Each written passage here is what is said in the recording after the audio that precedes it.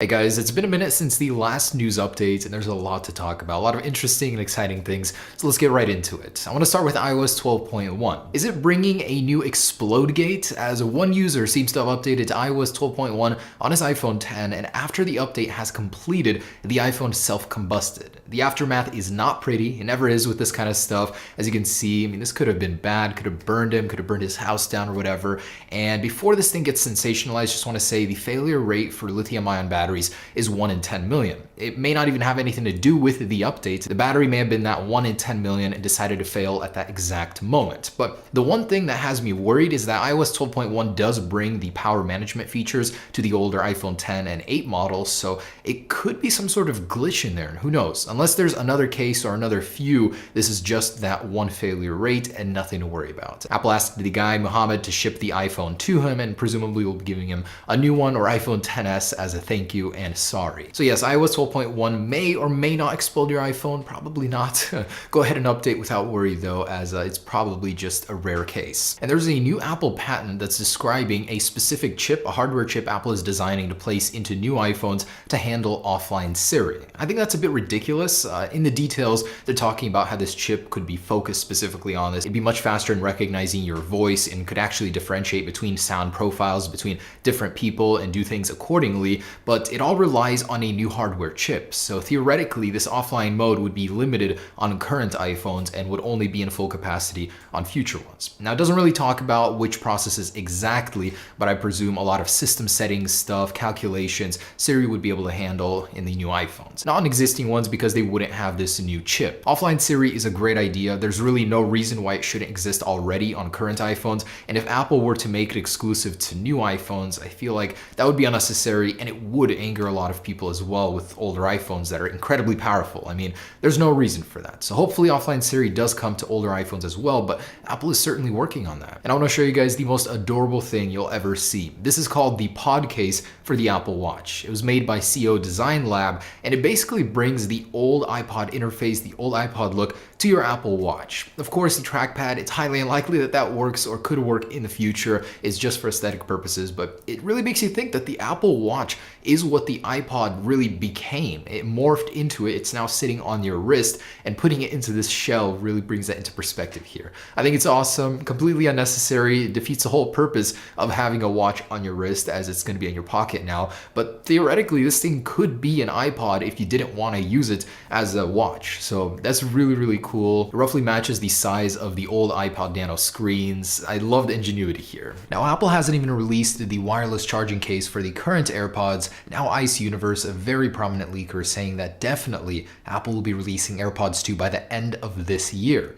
If you think about it, it's a smart move for Apple. The holiday season is here. It's the perfect price range for gifts. It would sell out like crazy, and it's the best seller currently on Best Buy. To go alongside with this, a separate leaker has released pictures of the AirPods 2 in some sort of plastic wrap. I highly doubt that this is genuine. It just looks like some counterfeit AirPods wrapped up here, but who knows? It would be cool though if AirPods 2 were to unexpectedly release by the end of the year. It looks like Johnny Ive has transcended to designing jewelry now from the iPhone. This is the new iRing. Okay, not really, but Johnny Ive, in collaboration with Mark Newson, has created a ring entirely out of diamond, and it has between 2,000 to 3,000 facets or surfaces on this ring. It's unclear how they made it out of a solid diamond or if it's an artificial diamond. I'm pretty sure it's artificial, but it looks so impressive. There's no carat count on it, but in an Apple fashion, of course, the price is going to be ridiculous. It's expected to go between $150,000 to $250,000. I personally thought it would be $1 million plus, so not too bad on the affordability scale considering it's all diamond here. And boys, watch out, the standard for which your engagement ring should be has been raised. If you're giving her a ring with anything less than diamond on it, if it has some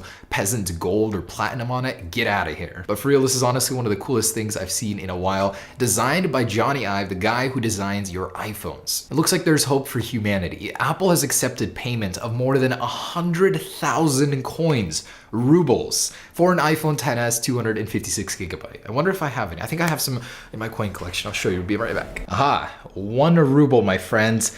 times 100,000. So imagine you're just doing your job, working at the Apple store, and a group of boys walks in carrying a bathtub full of 100,000 rubli to buy an iPhone XS. Дайте мне этот iPhone, пожалуйста, я хочу купить. Просто со мной 100 тысяч копеек. Можно купить? And Apple honored it, believe it or not. So that was kind of cool. I thought that was funny. Testing the integrity and limits of Apple stores and the patience of the employee, whoever had to count all of that.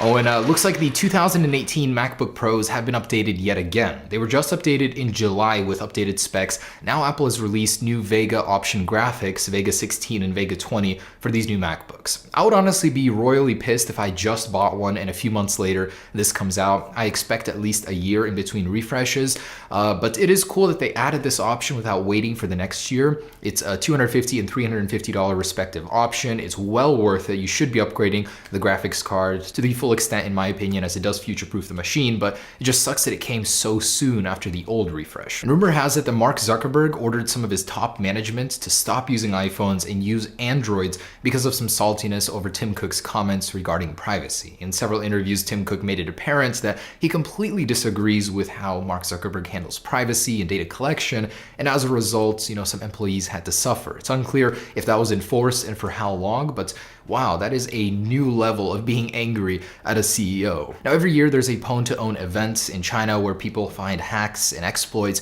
and in a certain amount of time they have to execute them and get certain privileges to the iPhone. In this case, for $50,000, the winners were actually able to remotely access an iPhone and recover some deleted photos from it. And that's a hold that they sent over to Apple that they're going to patch, of course. It was available in the latest iOS 12.1 update. So it's kind of crazy with all that security, with all those engineers working on iOS, there are still holes and such crazy ones being found all the time. Looks like Samsung has finally responded to Apple's A12 chip. While not quite as capable, the new Exynos 9820 processor, which by the way, we're not going to be getting here in America, like always, due to modem limitations, is actually almost at the A12 level, just a little shy. So it's 8 nanometers instead of 7 nanometers like Apple's, not as advanced. They weren't able to get there in time, but it's still quite powerful. So basically it has a new CPU architecture, tri-CPU design. It's a bit confusing, still an octa-core, but 3 groups of CPUs all doing different things. It's all set up for AI, or what they say. It does incredible video now, 8K at 30 frames per second, 4K at up to 150 frames per second. And the Geekbench scores will roughly be this, maybe a little bit better, a little bit more optimized, but 4,000 single